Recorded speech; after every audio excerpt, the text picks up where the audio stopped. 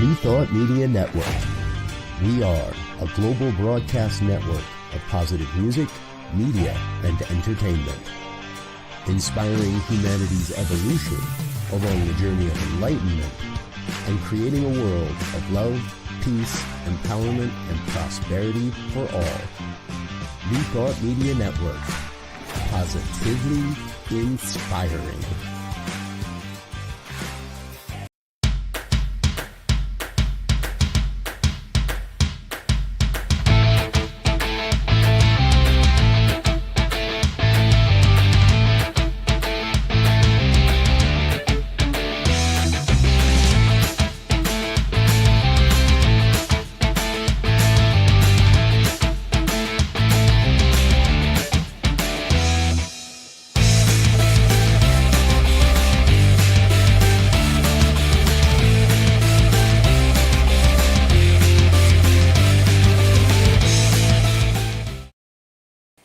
Hello, hello, hello. Welcome to Rockin the Love.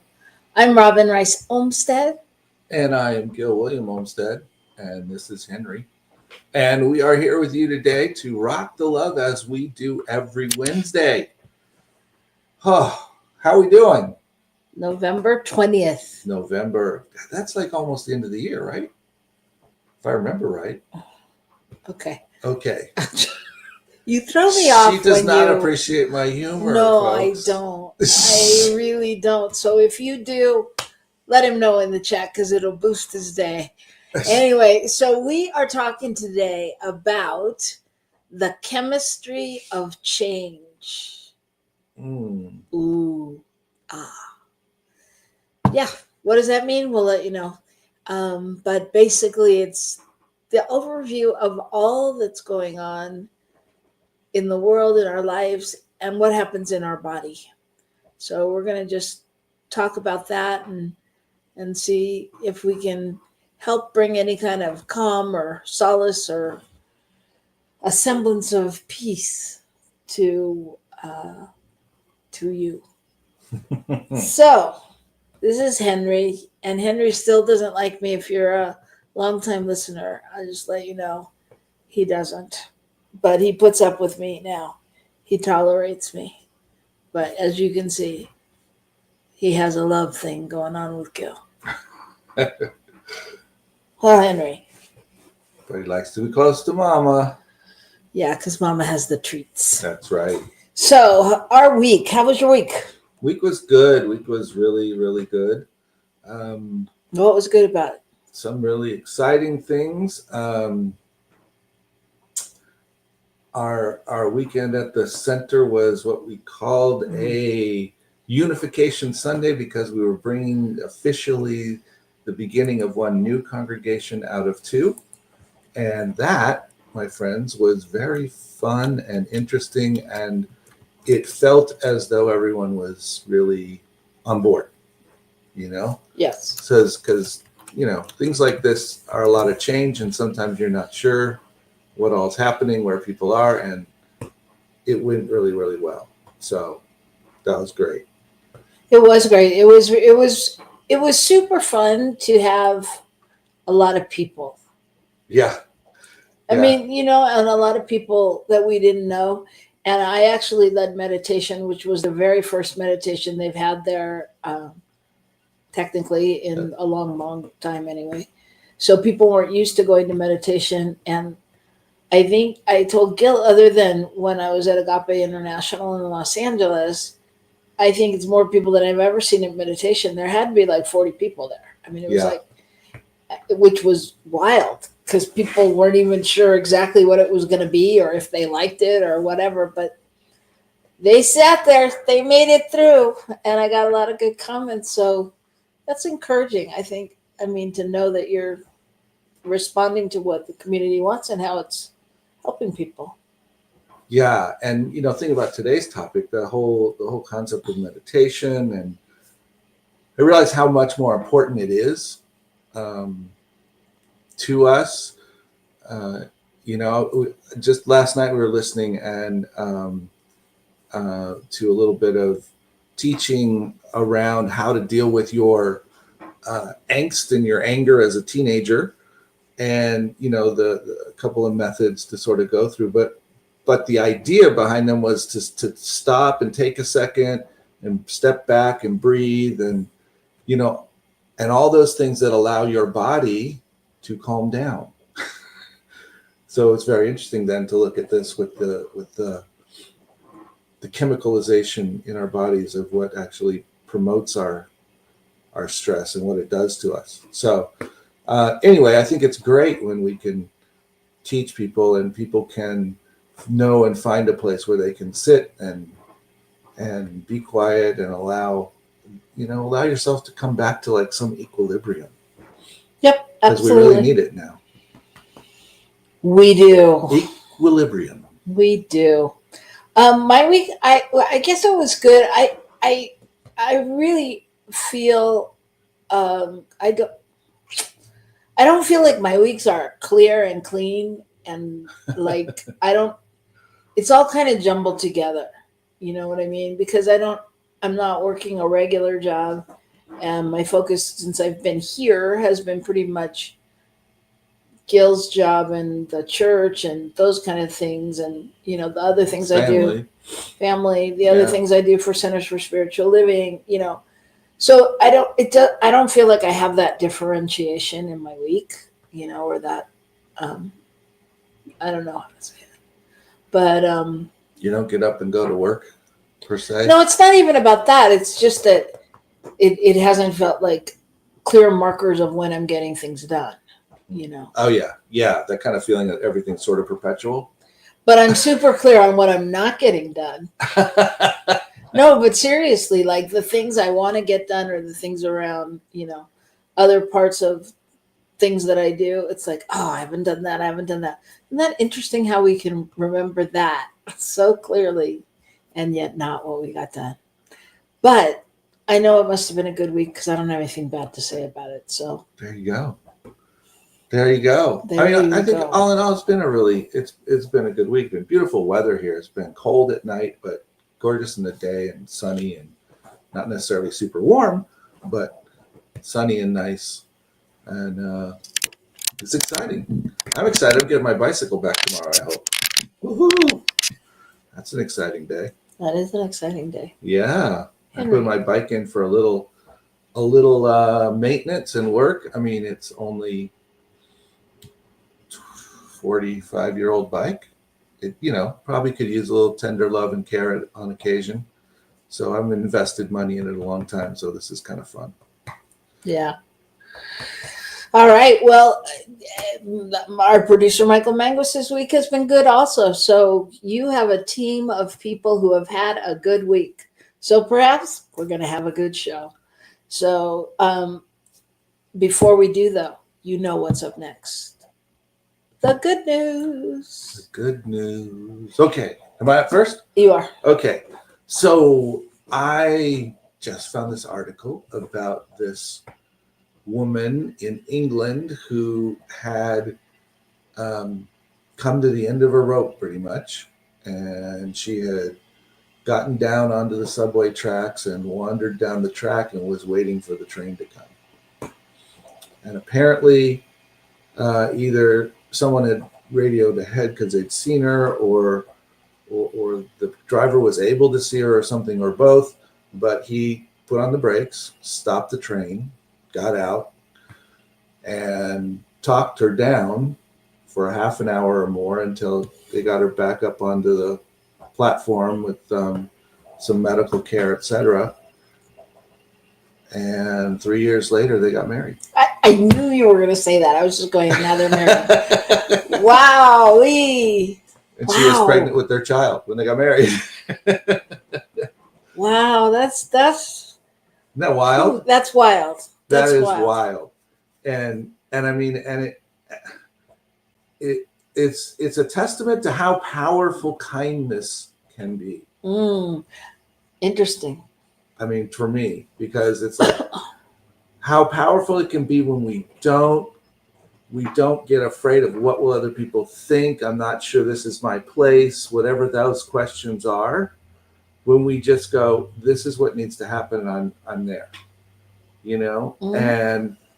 and doing that, we've seen all the different stories where people have been renewed and refreshed, but even that extra step of where the love was so much that it was able to sustain her in a whole new way. That's just so great. That is very great. That is really great. And I think we'll talk a little bit more about kindness when we talk about our topic, because I read some interesting statistics on kindness. Oh, okay, good. All right, mine is about a son that surprised his dad with his dream car. And this was after 41 years before. His dad was turning 65. So when his dad was like 24, he was married, and his wife, they had a baby, and he decided that he needed to sell his dream car for diaper money, and because he was a father and he shouldn't have a Camaro driving around. And so he went, the son went and found, after he had a really great year at work, he bought this car that he had to, of course, restore and, put a lot of TLC into it and all of that. And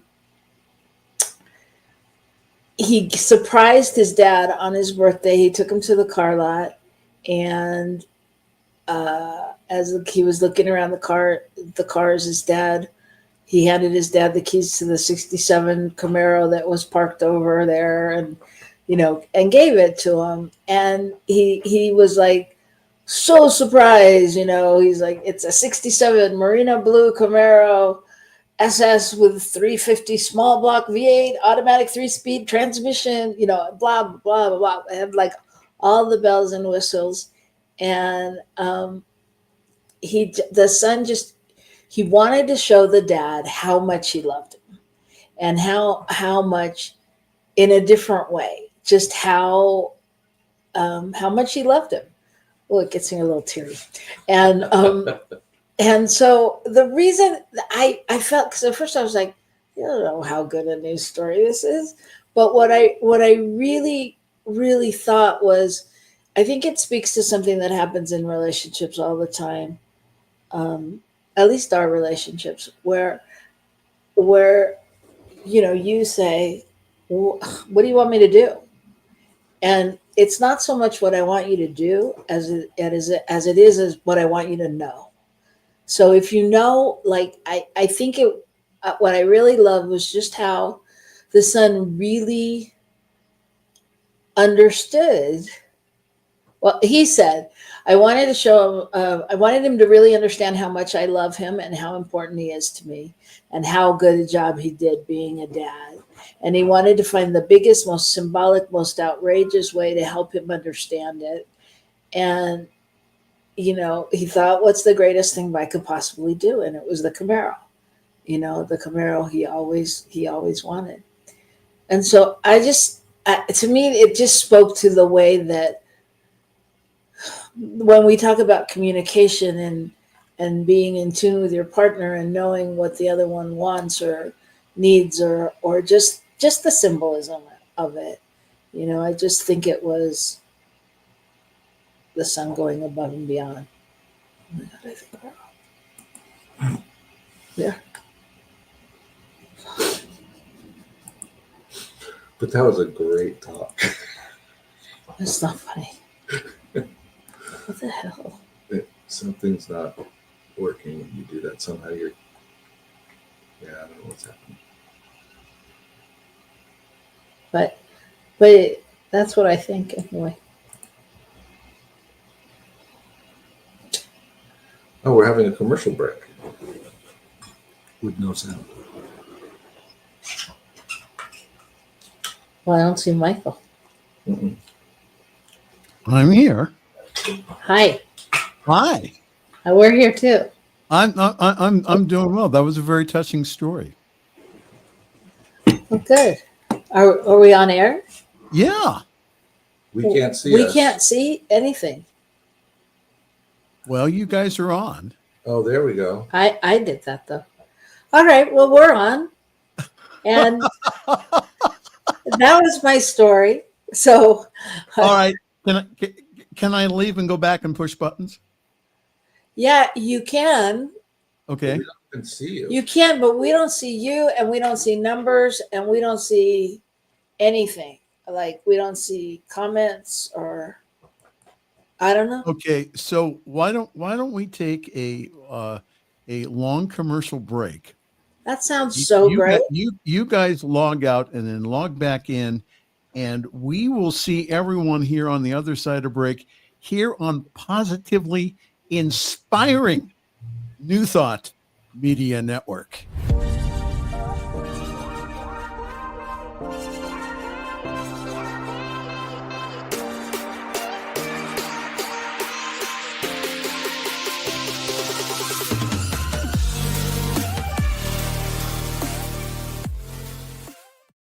Please help us say thank you to our organizational sponsors, including the Hefferland Foundation, Affiliated New Thought Network, International New Thought Alliance, Science of Mind Archives and Library Foundation, Center for Spiritual Living Denver, Center for Spiritual Living Midtown, New Thought Philadelphia, Planned Happiness Institute, Summit Center for Spiritual Living, One Heart Retreats, Center for Spiritual Living on the Lake, Unity Kitchener, Unity Spiritual Center Ottawa, Om Center for Spiritual Living, Satya Center, Begin Within Ministries, Center for Spiritual Living North Jersey, Unity of Savannah, and the Center for Spiritual Living Seattle, as well as all of our individual donors. Thank you for being part of the New Thought Media Network. Please like, share, and subscribe. New Thought Media Network, positively inspiring.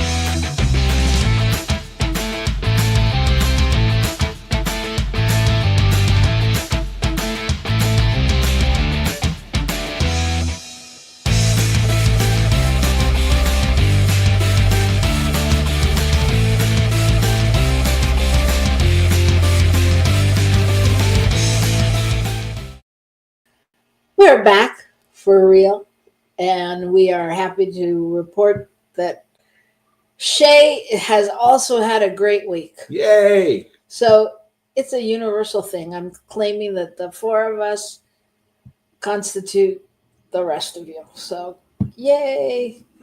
On a swing in the park, that sounds like too much fun. It does. So what are we talking about today? We're talking about this whole idea of how how our bodies physically respond to what's going on in our lives. Right. What's happening, right? That was kind of the idea, was how do our bodies, and then how does that in turn affect us? Right. Are we really just a bundle of chemicals, or are we actually, spiritual autonomous beings? I mean, I think there's sort of that interesting balance there. Well, that's a big question. Yeah. But I mean, I think that there is chemistry. our bodies are affected by what goes on around us, and how we react to it. And forget the election. Mm-hmm. Just in general, there's so many things going on in the world today, and so many stressful situations. And I mean, even just normal things like, work deadlines and, family stuff and all those things that we tend to normalize, they still bring us different levels of reactions.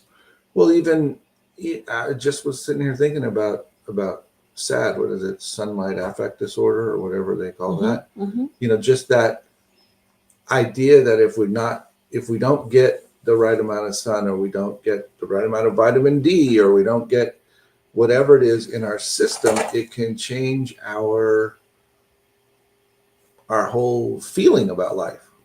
It has an effect on us when, it's on a certain level. I mean, why should it matter? Mm-hmm. I mean, why am I responding to that?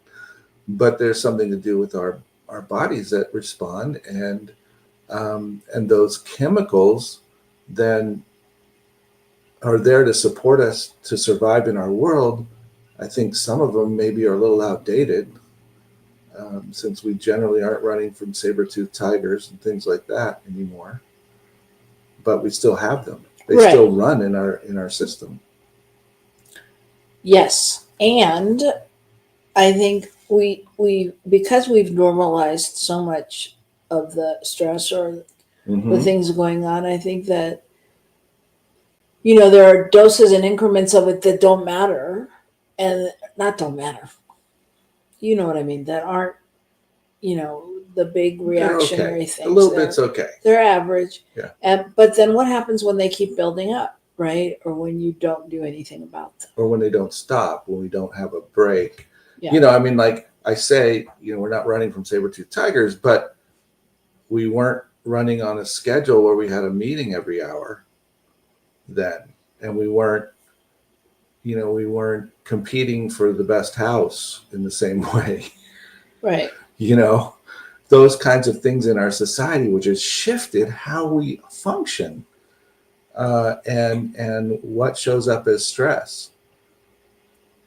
I think one of my favorite ones you said when we were just talking about this was, when family's coming to visit, what happens in your body?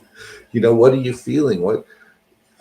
If we're going into a space of stress, our body is pumping out all kinds of chemicals. Yeah. Well, I mean, and that's really how the topic came up, because it was like, okay, I don't want to talk about Thanksgiving and being grateful, but like, what even happens when we say Thanksgiving? I mean, it's like, oh my God, where am I going to cook? Where am I going to go? Who's doing what? I mean, it becomes a thing, or even like Michael saw the poinsettia plant in the room and is like, oh, you're on the holidays already. Yeah, okay, maybe. I mean, certainly poinsettia is a holiday plant, yeah. And so what it elicits in him may be different than when Gil and I were in Home Depot and they were on sale. We were like, oh, that'd be fun. So it's different, but it's different reactions at different times, because there's times when he's very bah humbug, and other times when it's like, oh yeah, that would be super sweet. So like, I think it's a both end. We can't count on one reaction. And the same for losing a job, breaking up with your significant other, having a fight. I mean, there's probably different levels of that. Well, and when we talk about the the things in our bodies, we just had the other night a great night with our friend that came to our house, and we got to celebrate her birthday with her, and it was not. I did not feel stress. I did not feel those things, but I felt good things. And I'm pretty sure there were some dopamine and some other things that were released because we were hanging out together and laughing and talking about stuff. But I also Right? think, yes, and I also think that's the way we handled that situation, because there was more than one way to handle the situation. So we had a friend, and she said, we had talked to her mom, and told her mom, have her call us so that we can hang out or whatever. She called in the morning, or she texted in the morning and said, today's the only day I have free. All right. That on one hand could make a person stressful, right?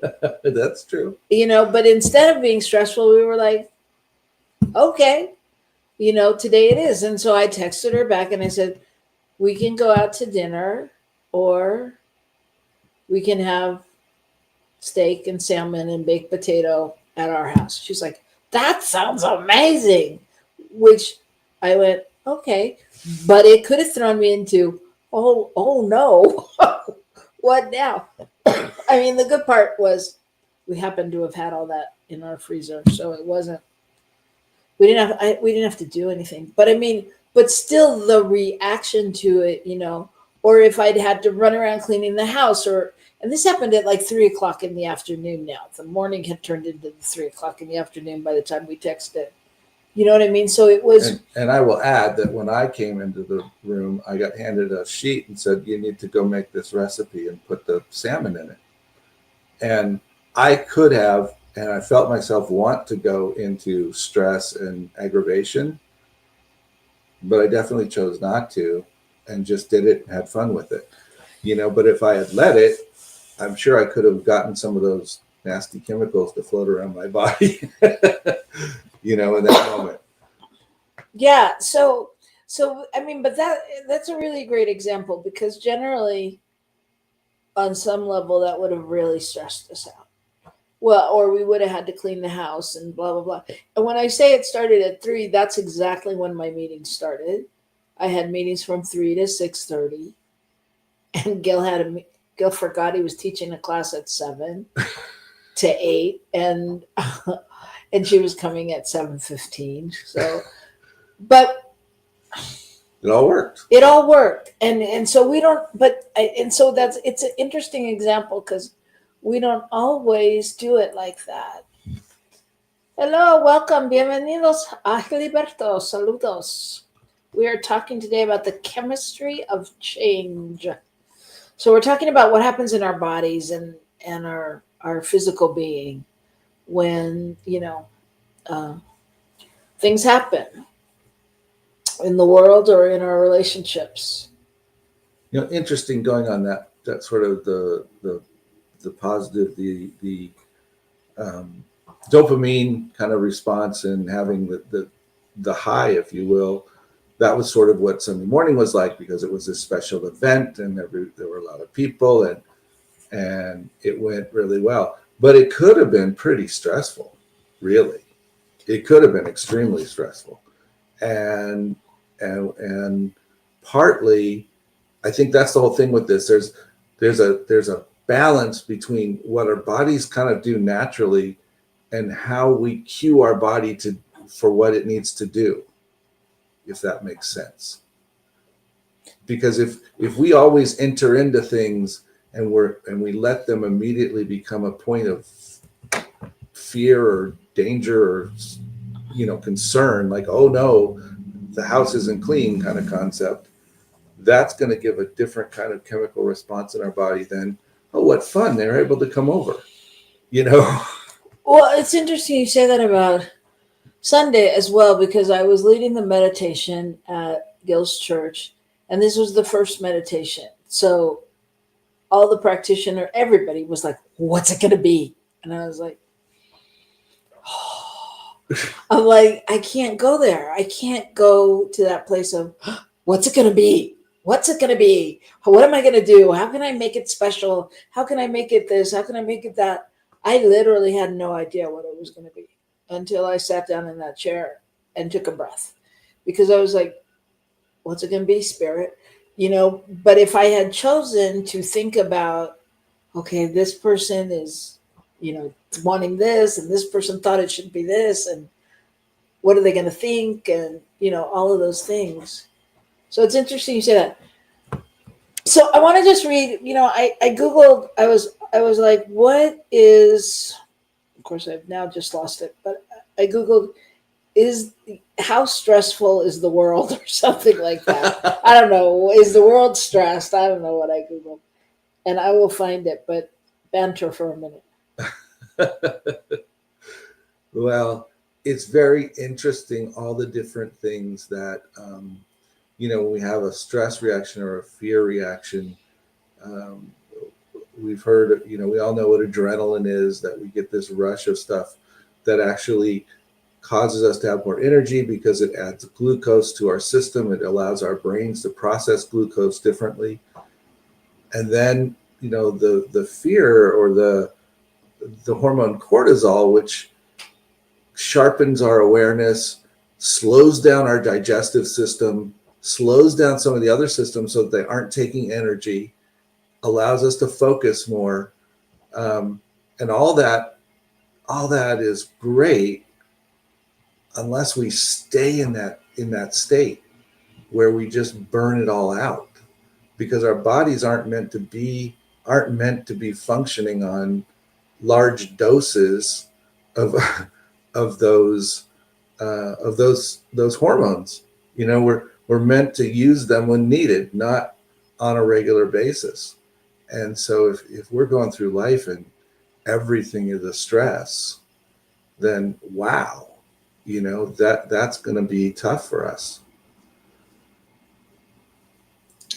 Shay says it's all the reptilian brain. I have to have dominion over it, or else I really suffer. And if I get you right, Shay, that reptilian brain concept is just that's the no-brainer part of your brain, the part that is all based on what's the word I want? I can't think of it. Natural, whatever, instinct. It's just instinct. It's got nothing to do with real thought process and stuff. And we get to learn how to walk through that and not just react, but actually act. And that's I think the difference between the reptilian brain and the rest of it, having dominion over it.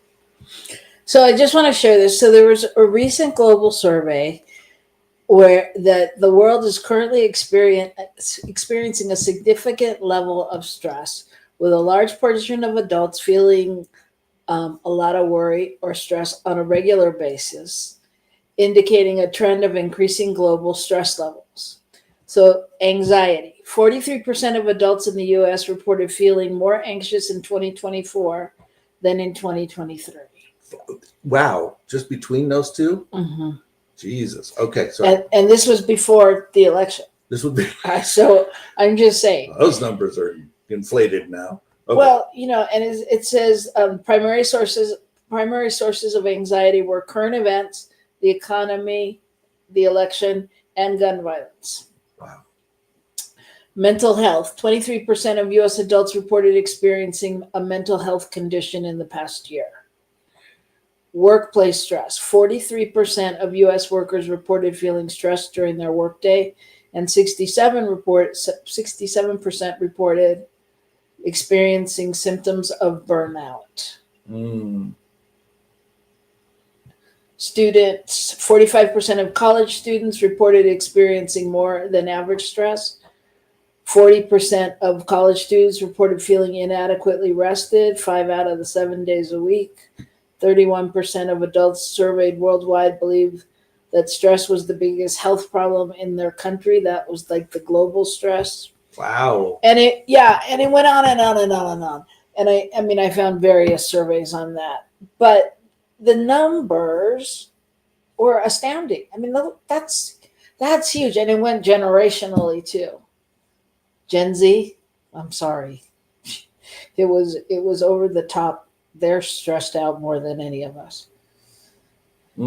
So, but it's just interesting. So the world, so we're not only having our own stress, but if you're at all empathic, which we all are, so whether you know it or not, we're feeling the global stress. And when we walk into a room, we feel the stress. If, we walk into a room where people are struggling, and it's not uncommon to start to feel that in our own bodies pretty quickly. Right. Which goes to this idea of how much we can affect change in our world by anchoring ourselves in the places of peace, in the places of knowing that it's okay. It's all okay somehow, somewhere down the road, somewhere it's okay. In this moment, however it looks, it's still okay. And when we anchor ourselves in that and we walk into a room, we may feel the other stress, but the other people feel what's coming from us. And so we get to make a huge impact, not only on ourselves, but others. That's my theory anyway. Well, and so I think what you're speaking to is, I'm going to do a quote from Oprah Winfrey that says, "The greatest discovery of all time is that a person can change his future by merely changing his attitude." There you go. And I mean, to expound on that, I don't think it's just changing your attitude, because that's when we say, oh yeah, it's all good. If we can't get to below really how to make it happen, how to make the all good, to really embody that, then it's that's a moot point in my opinion. But the theory you is have right. to embody it, and it reminds me of another person that I know who says that your altitude is determined by your attitude, meaning where you get to is determined by what your attitude is. And we talk about that with, do we give our best in situations where we don't necessarily feel that someone else is appreciating us or noticing us? If we choose to, it may not show up there, but it's going to show up. Our willingness to do that, because it ripples out somehow, and people, it comes back to us. Yes. Okay. Are we buying an ice cream maker? I'm just curious. Okay, they can't see that, Gil. So Gil's referring to an ad that popped up. So the thing is, I think when we talk about just changing your attitude, it's like, how do we do that? How do we get those tools that create that change? Law of radiation. I am guessing, Shay, that you are just referring to the idea that whatever we're radiating is making a difference in our world. And I think that's what you mean. I've not heard it put exactly that way, though. And then John, of course, says the dog says it all. And I think that's true. It's that picture of when we trust and we're willing to be totally trusting, it's a different thing. We're not dealing with the same chemicalization in our bodies. Well, I'm going to add then that Beyonce says it too. Beyonce says it too? All right. She says, don't let rejection create self-doubt. Mm-hmm. And I think that kind of speaks to several of the situations we've mentioned, in that it's all a story. The whole thing is a story we're making up, right? And so generally the stress we create is about, oh, this person thinks this, they think I can't do it, or this can't happen because they're going to think, or if I don't do it like this, it's going to look like, or what if, all of that. And so that to me is the kind of the rejection piece. You could probably put a bunch of different words in there, but it's like not buying into the story. Don't buy into the story and keep moving forward. And that's where we come into spiritual principle, right? Is that we have to know the truth of the situation. just like Shay's really good at bringing us back to the truth for her, what works and what, things like that. So coming back to that space of love and truth and knowing that all things are working for your good. So, but how do you do that okay, I have a feeling we're going to use this a lot on the show because it's what's up. But like so many people are fearful in the world right now, just based on the incoming regime. And really, really, like I was telling Gil, I remember in the election before in 2016 when people overhearing people in restaurants and things going, well, I'm moving if he wins, or I'm not going to be in this country. I'm going to blah, blah, blah. But now it's my friends. It's my family. My cousin called to tell me that they were moving to Spain, that they were buying a house there, that they wanted to know they could get out, and that everybody's passport was up to date, and that this was what was happening, and that he's not the only one. So it's like we're living now in literally fight or flight, and not knowing when or how. And so how do we anchor what we do know to be the truth of this moment? That's a good question. That's a really good question. And the only way I know of is to go back to spiritual principle and to know that the universe is always conspiring for us. And there's no place that is out of spiritual control, if you will. Everything is moving forward as it should. And if I can receive things as that, then I can move forward.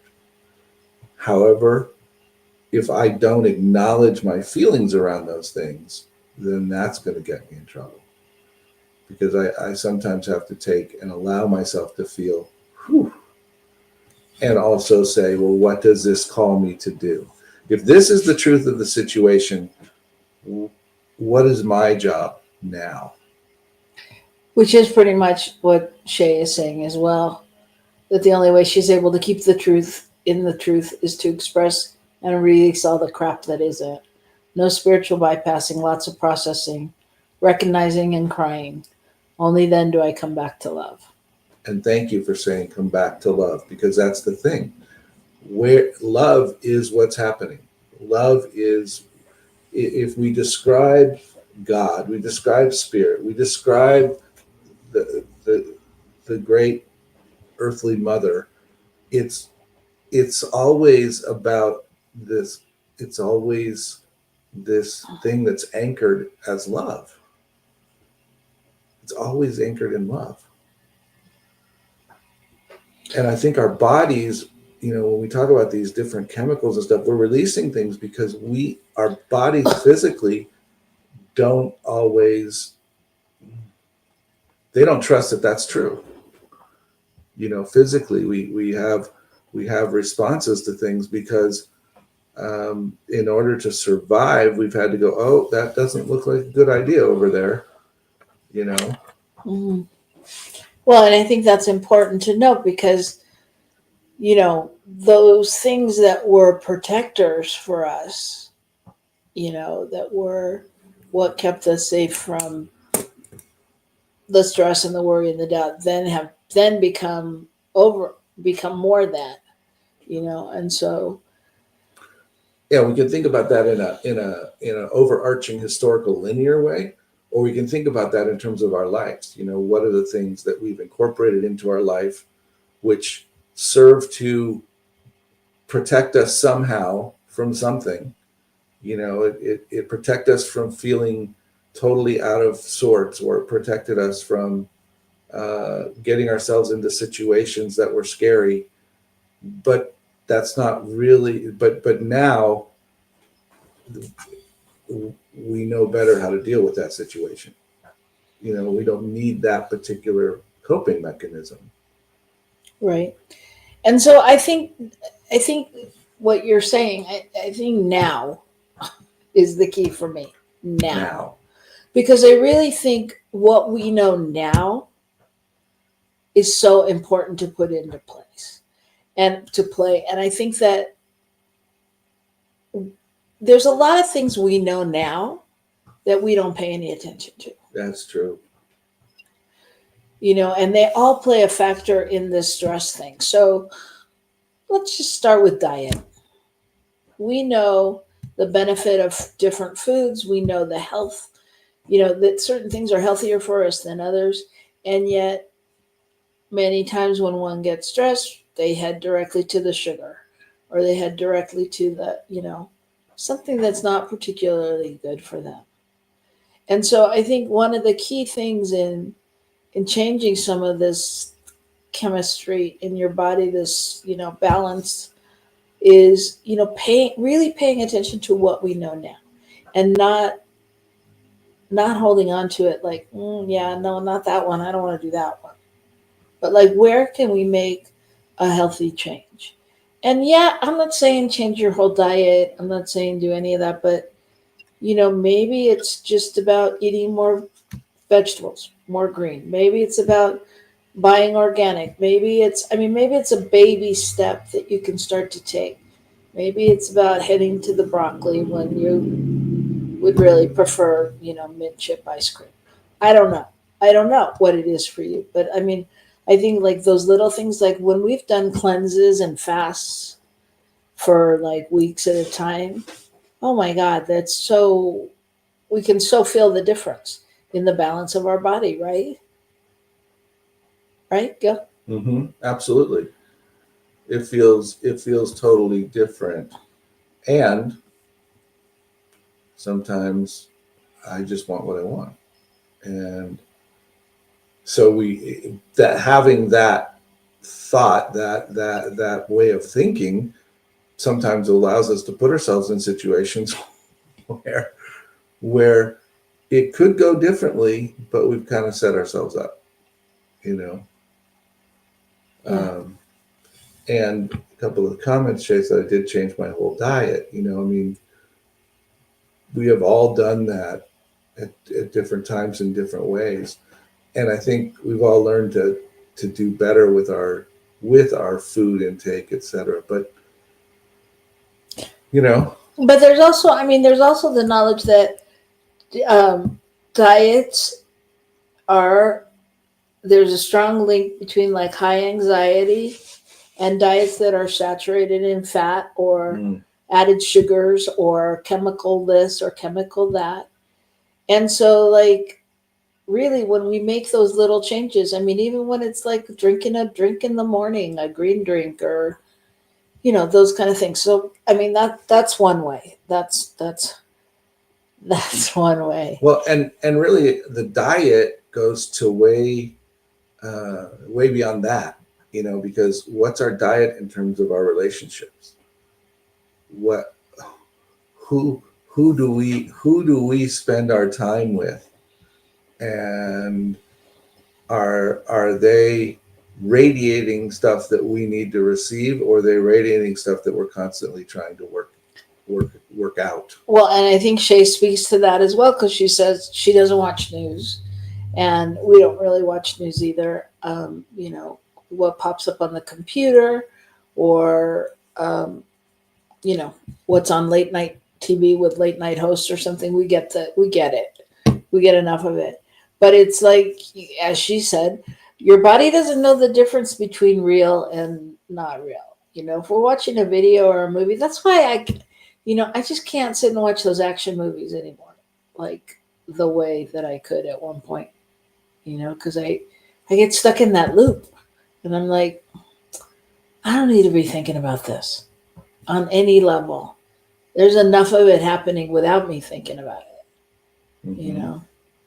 So so I think like really making those conscious choices, you know, even just in little things. And like, also I would say, where do you find yourself in like work drama? Mm-hmm. You know, or do you jump in, or church drama, because we know it happens.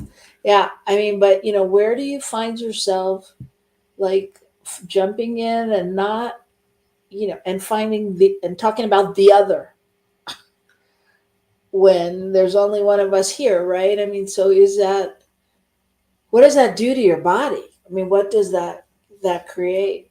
Well, and clearly as humans, we've been dealing with this forever. I mean, that's why you find in Christian scripture admonishment not to gossip.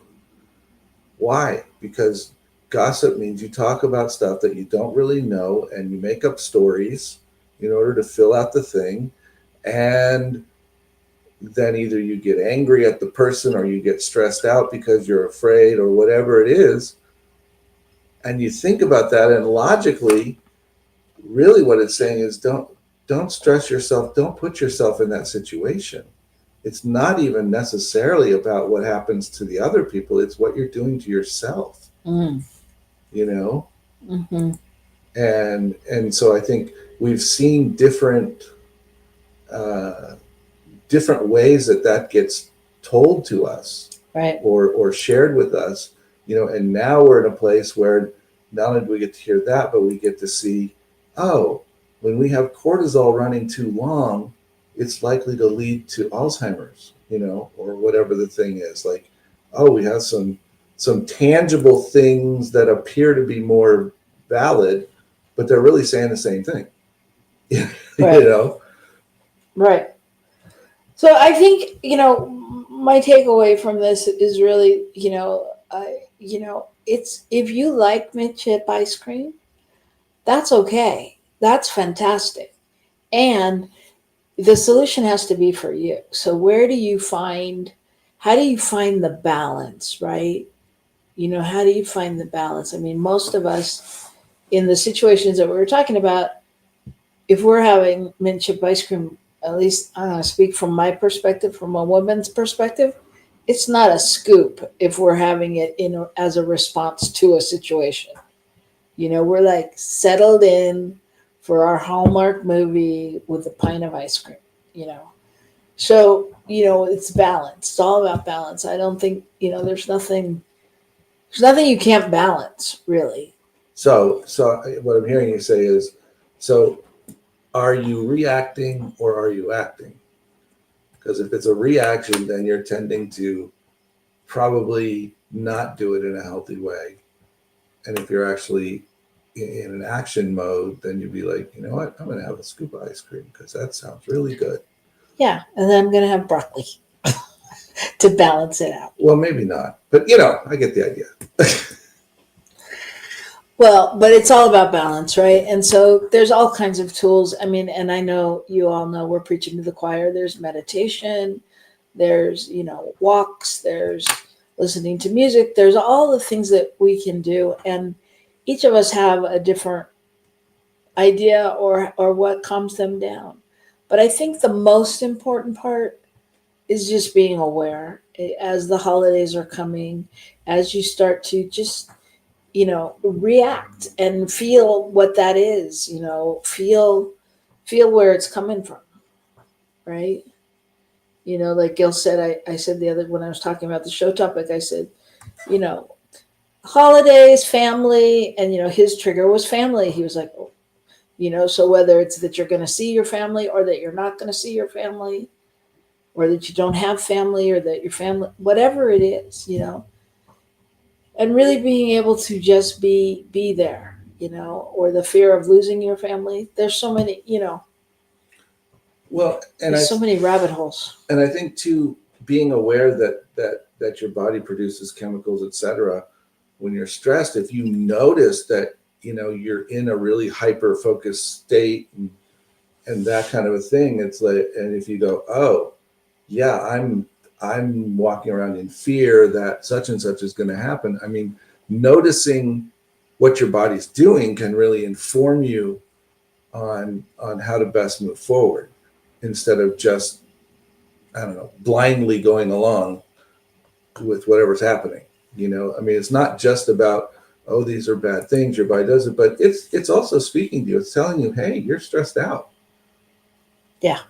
Something's happening here. Watching and listening to the signs. Yeah. I'm going to leave you with a quote. Since we cannot change reality, let us change the eyes which see reality. Mm. So just be aware what your eyes are looking at and if it's the truth and what you can do about it, and really taking care of yourself. Take care of yourself and know when you need to take a break, know when you need to hydrate, know when you need to lay down, know when you need to say no to family or yes, or, and just watch yourselves. Just be mindful, I think, is the first steps. So thank you, everybody, for being with us today.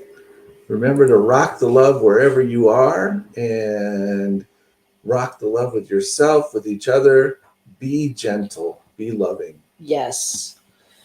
And I think what Henry would say is take naps with the one you love. All right. We love you, everybody. See you next week. Rock the love. Bye. Bye now.